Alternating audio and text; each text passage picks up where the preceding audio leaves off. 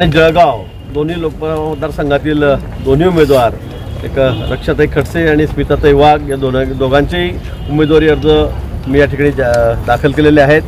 आज शिवसेना, भारतीय जनता पक्ष, RPI, आमचे मित्र पक्ष, ते सर्व प्रतिनिधी, लोकप्रतिनिधी, मंत्री, आमदार सर्वजण या ठिकाणी उपस्थित होते आणि सर्वांनी मिळून या ठिकाणी येऊन आम्ही आज हा अर्ज भरलेला आहे। खरं म्हणजे आज आमचा मोठा कार्यक्रम या ठिकाणी आयोजित केलेला होता, परंतु दुर्दैवाने आमचे माजी आमदार, शिवसेनेचे नेते आरुतात्या पाटील पाचोरा इथले हे या ठिकाणी त्याचं निधन झालेलं आहे।